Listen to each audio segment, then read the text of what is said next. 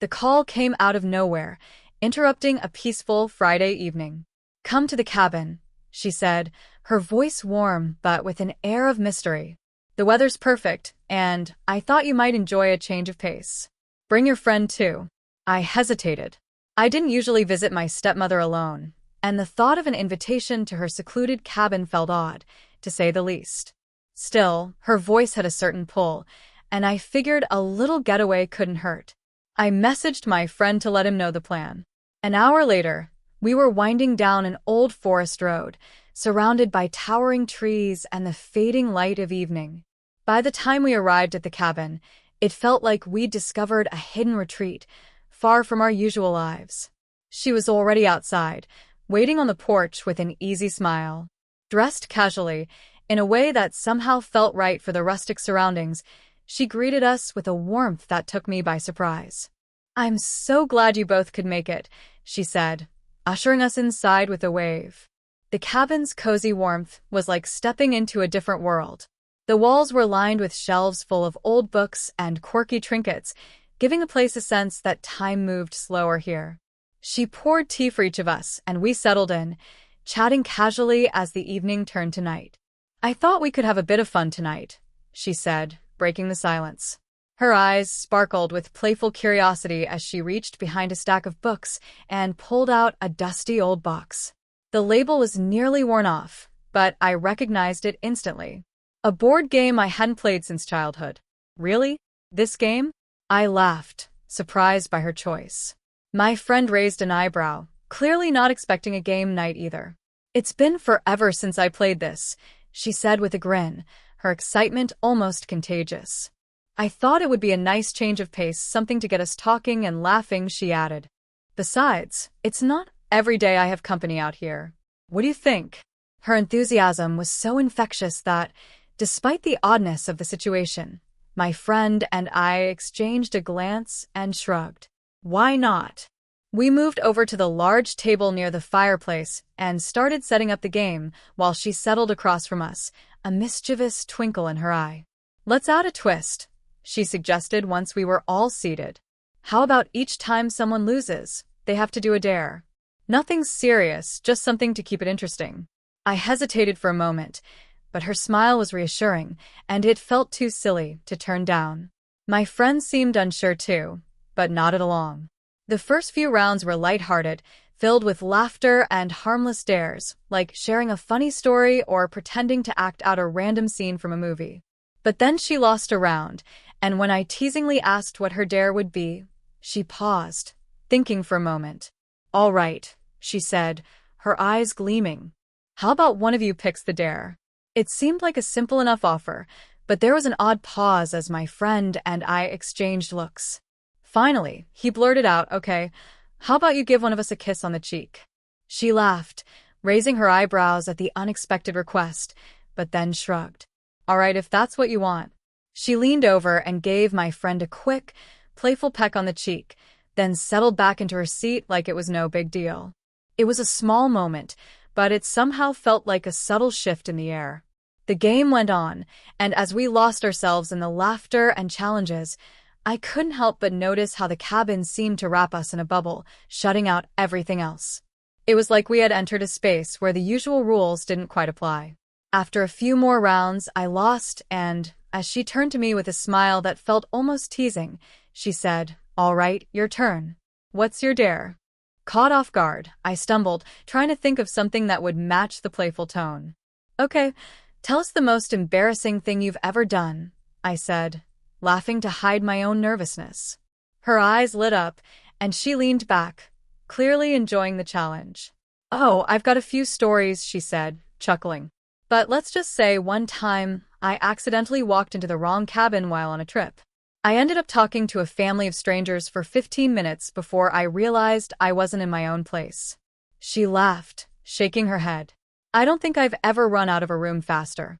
We all burst into laughter, and the tension that had been lingering seemed to evaporate, replaced by a more comfortable warmth. But even so, beneath the laughter, I could feel something unspoken hanging in the air, something that seemed to grow as the night wore on. As the fire crackled and the low murmur of conversation filled the room, It was as if the cabin itself was cocooning us in a strange, shared energy.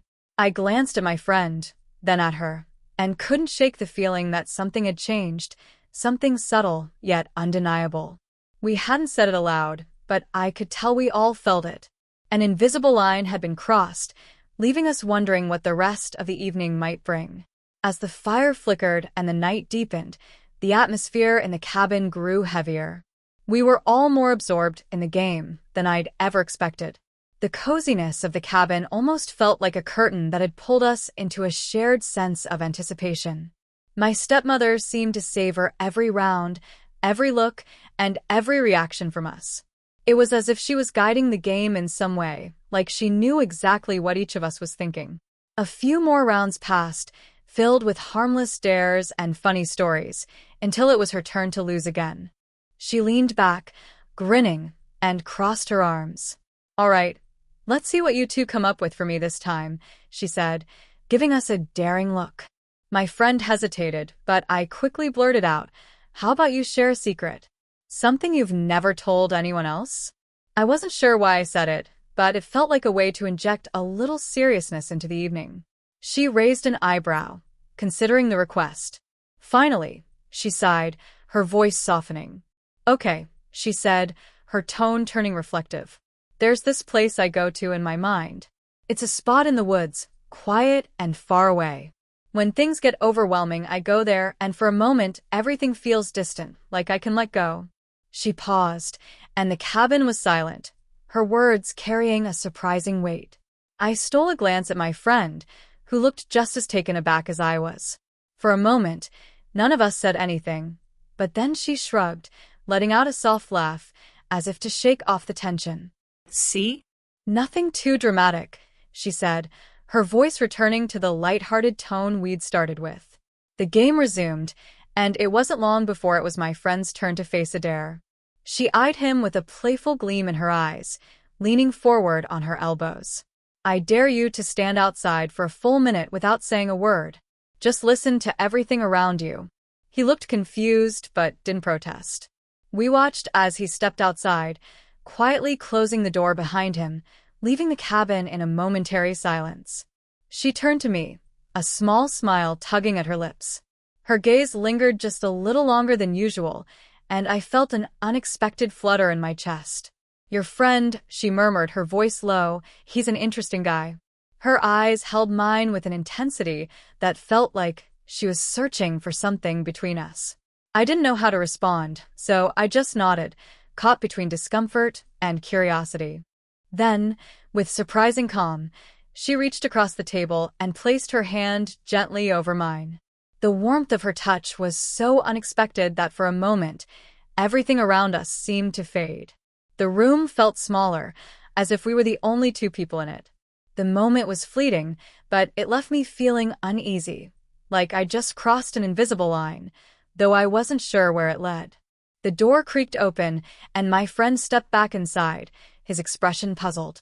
He looked between us, as though sensing he had interrupted something, but before the tension could settle, she straightened up, removed her hand, and effortlessly slipped back into the game. "You're back just in time," she said cheerfully, her tone light and playful. "All right, looks like I'm the one losing again. What's the next dare?" She tilted her head toward me, a mock sigh escaping her lips. This time it was my friend who took the lead. I could tell he was still a little unsure. "How about," he began, pausing to glance at me for a brief second, "you give him a kiss on the cheek for good luck in the next round?"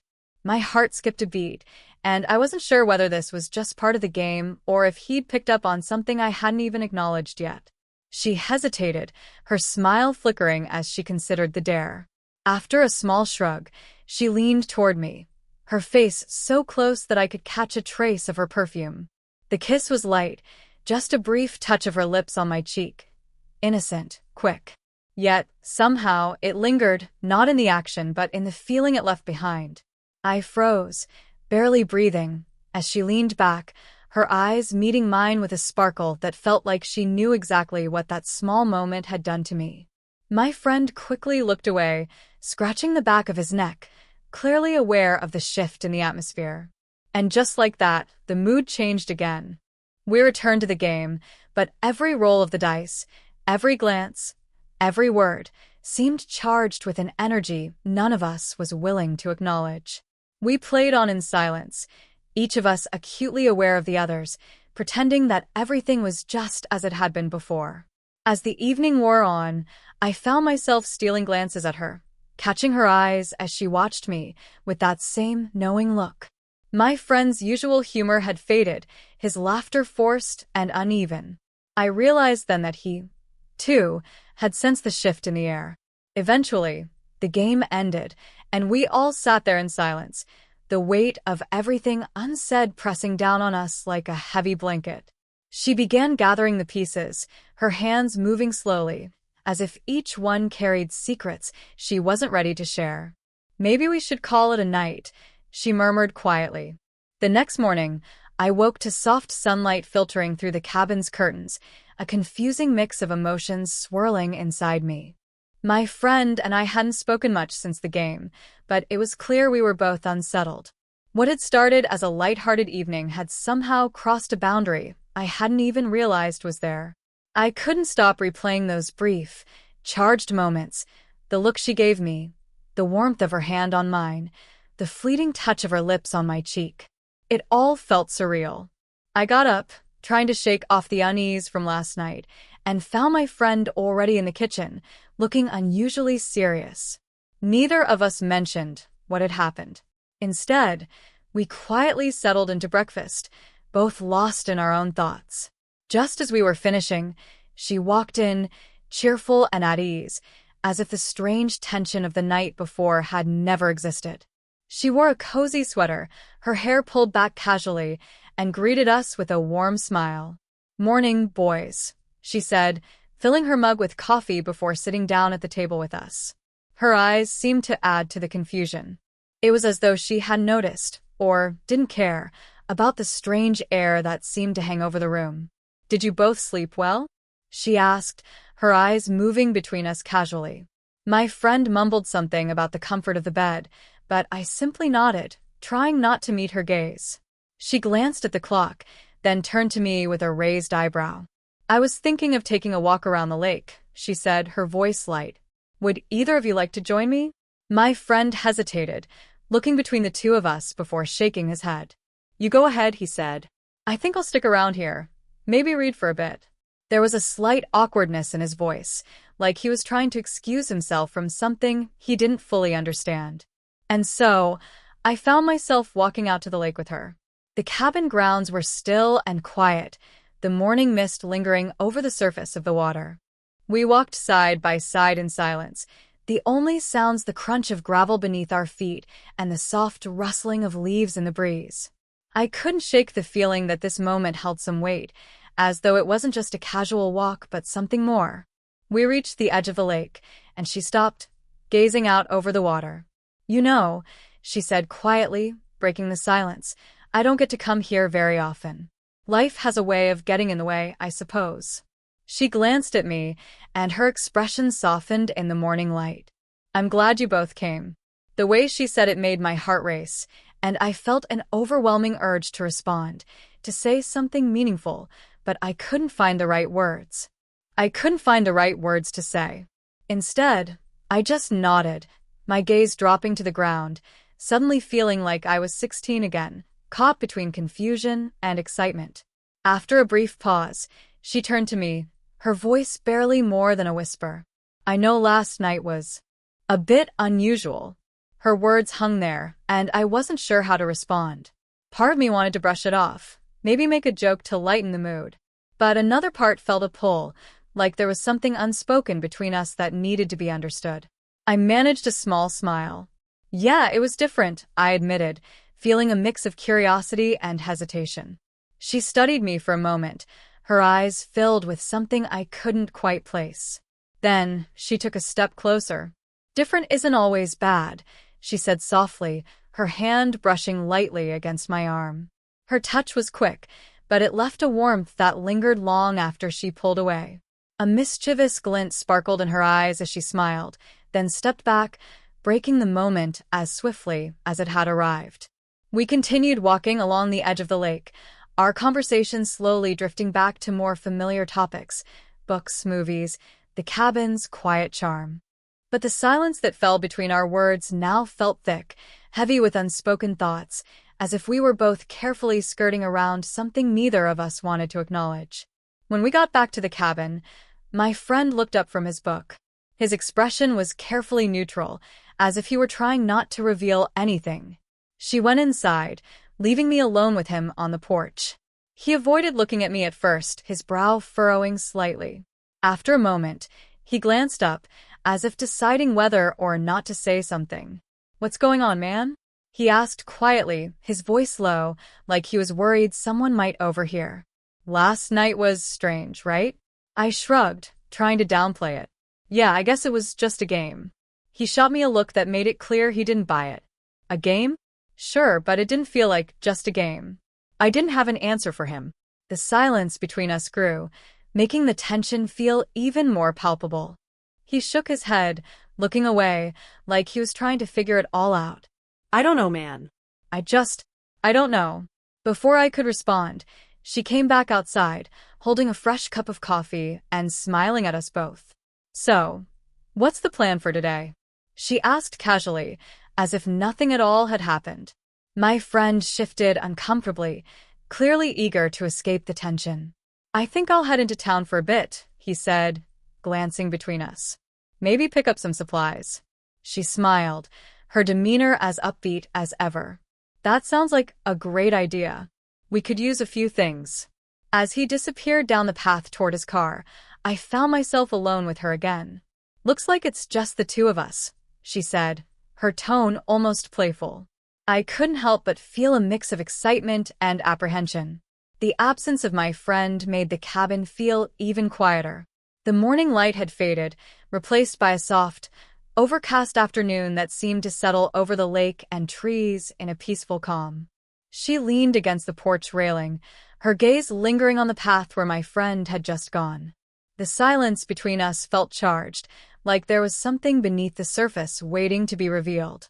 She turned to me with a thoughtful look. "It's nice having you both here," she said, her voice softer than before. "I don't get much company out here. It reminds me of simpler times." I nodded, unsure how to reply.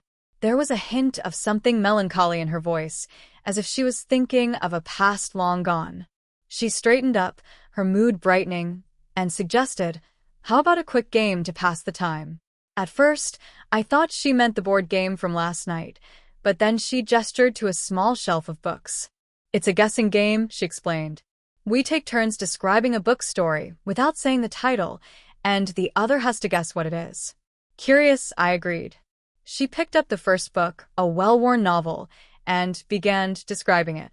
I listened, trying to piece together the clues, but I found myself distracted by the way she spoke. There was a warmth in her tone, a subtle excitement in the way she described the story. The game quickly became more personal, each clue seeming to reveal something deeper about who we were beyond the surface. We laughed, shared memories, and the atmosphere grew lighter, more familiar. For a while, it felt like the tension from last night had faded away completely. But then, as if sensing the shift herself, she placed the book back on the shelf, her hand lingering for just a second on its spine. She turned to me, her eyes intense, as she whispered, "You know, there's something about being out here, away from everything. It feels like a place where time just stops." Her gaze didn't waver, and I felt my heartbeat quicken, unsure of where this was leading. The silence between us deepened, thickening with unspoken meaning.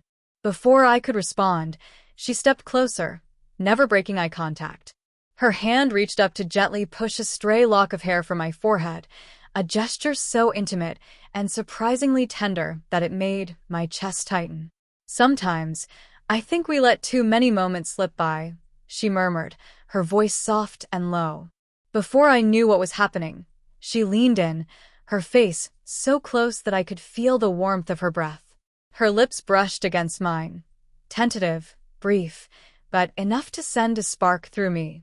I pulled back, surprised, my mind racing as I searched her face for an explanation.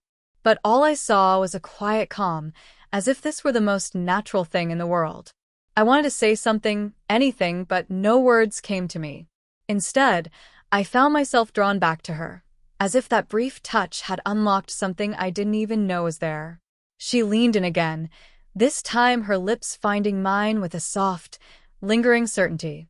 The kiss was gentle but intense, and it left me breathless, overwhelmed by the feelings it stirred inside me.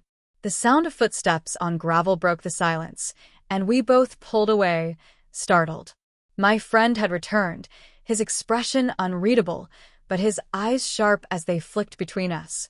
He looked at us for a long moment, and I felt a surge of guilt, realizing how easily I had let myself get caught up in the moment. She cleared her throat and quickly composed herself. "You're back early," she said lightly, though I could hear the slight tremor in her voice. "Yeah," he replied curtly.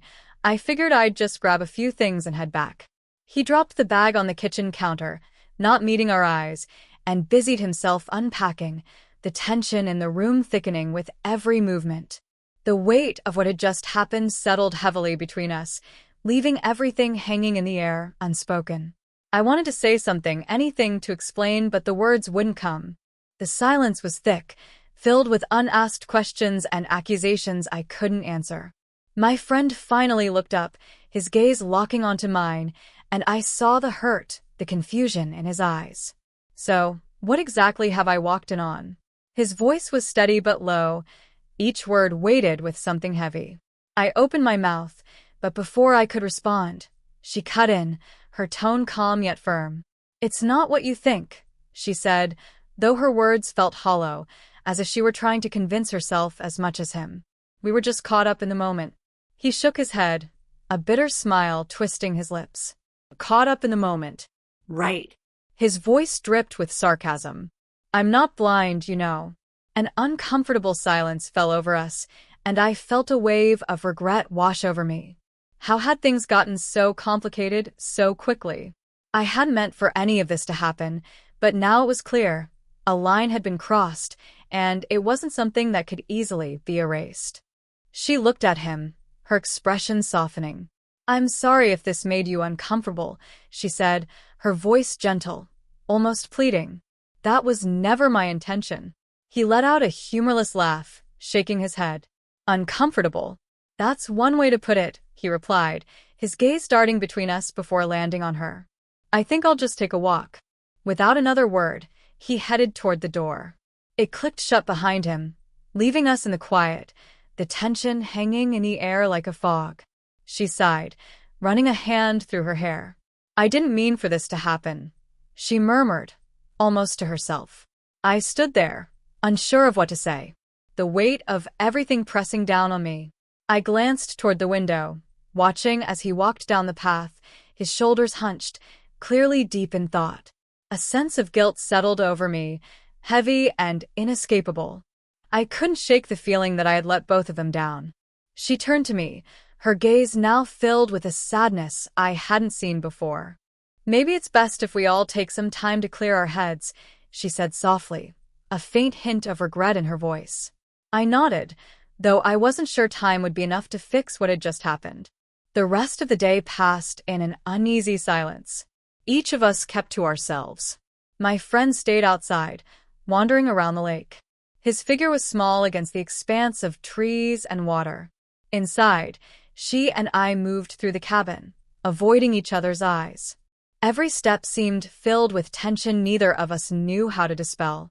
As evening settled over the lake, the sky turning a somber gray, my friend finally returned.